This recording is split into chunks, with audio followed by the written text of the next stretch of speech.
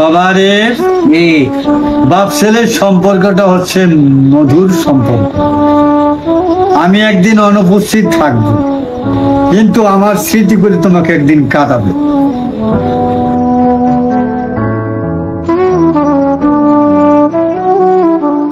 বাবা রে,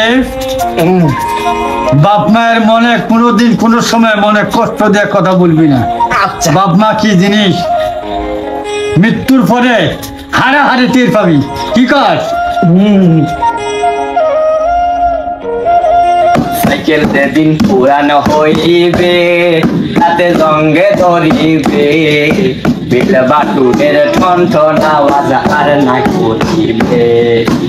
বুঝলে মিলে ওই সাইকেলে, বুঝলে মিলে ওই সাইকেলে, 206টা এক্সেল মানুষ এখন 2 চাকার সাইকেল।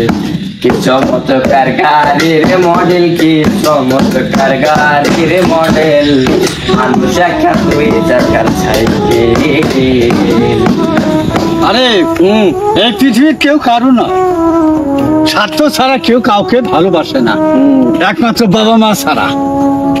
ঠিক আছে?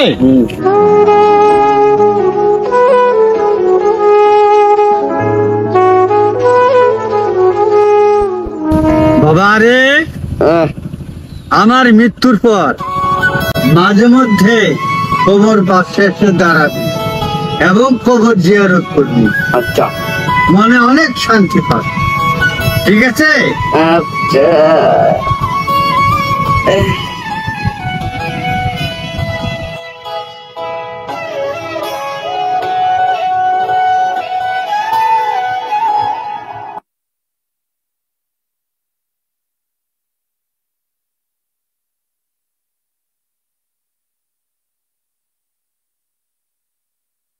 আব্বা, আমি চিন্তা করছি না এই মাসে একটা R15 গাড়ি কিনবো। R15 গাড়ি? R15 গাড়ি হলো কিছে? আমি আর চিন্তা করছি কি জানো, কি প্রাইভেট একটা বিমান কিনতাম। ধুর, তোমার যে আর কথা না, আমরা কি এই পাহাড়টাই বেরোছি জায়গা জুড়ামু। তাই তো। অত কিছু বাদ দিয়ে আবার ওই যে রাস্তা চলে না প্রাইভেট কার গুলে, ওই লেসটা কিনিরো। কি গো? ঠিক আছে, খারাপ না, উল্লে ভালো হবে। একে তো চলম।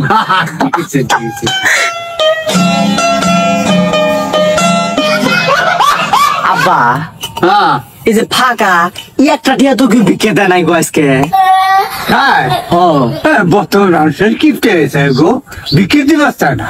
এটা তো দেখতে আসি কানা সুদা মানুষ, আমরা বিকে দিলে বুঝি না। তাই তো। কেউ নিয়ে এই জায়গা নেই আল্লাহ জানে। সময় কাল তো ভালো না।